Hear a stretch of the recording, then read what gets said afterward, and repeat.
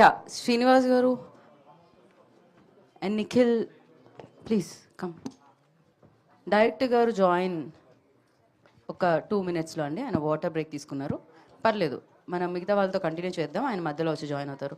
Manoj, where is Manoj DOP?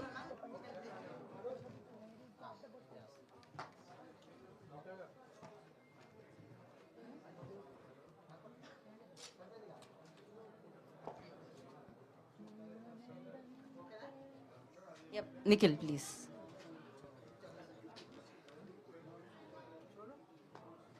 Okay, ఇది అమర్ గారు chair.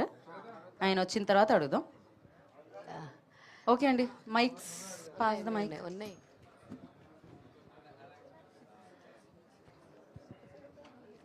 Check. Nikhil, ఎస్కేన్ గారు మైక్ పాస్ చేయరా? అయ్యో, నేను ఆయనకే క్వశ్చన్ అని నేను మరి. ఓకే ఎస్కేన్ గారు. So Nikhil, hi here. Hello. Hi, myself Hemamalini here. Hi. So టీజర్లో చూసినప్పుడే చాలా ఎక్సైట్ అయ్యాము మీ క్యారెక్టరైజేషన్కి, అండ్ ఇప్పుడు ట్రైలర్లో ఇంకొంచెం డోసేజ్ పెంచినట్టుగా కనిపించింది. సో ఓవరాల్ ఇది చాలా ఛాలెంజింగ్ ఫిల్మ్ యాక్చువల్లీ మీకు. ఇప్పుడు దాకా మీరు చాలా సాఫ్ట్గా లేదంటే కొంచెం సైక్ క్యారెక్టర్స్ చేసిన త్రూ అవుట్ ద మూవీ అలాంటి సైకోపాత్ చూపించే ఒక క్యారెక్టర్ కదా. So what is the most challenging అంటే ఏం చెప్తారు? మీరు అన్నట్టు టీజర్కి ట్రైలర్కి ఎంత ఉందో సినిమాకి కూడా అంత డిఫరెన్స్ ఉంటుందండి. అండ్ మోస్ట్ ఛాలెంజింగ్ పార్ట్ ఏంటంటే, సో బేసిక్గా క్యారెక్టరే ఛాలెంజింగ్ అండి.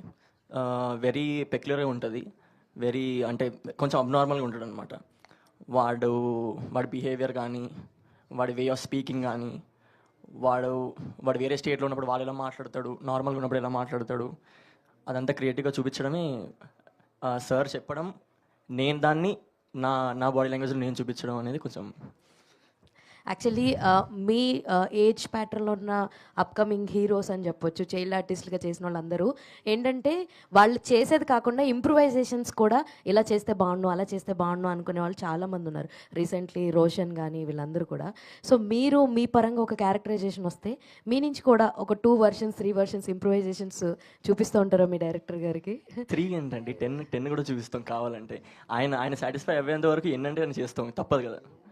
All the very best. Thank you so much. SKN గారు. హాయ్ అండి. సో యాక్చువల్లీ మారుతి గారు బ్రాండ్ అనగానే హారర్ ఫిలిమ్స్కి ఒక డిఫరెంట్ ఒక డిఫరెంట్ ఆడియన్స్ అంటూ ఉంటారు.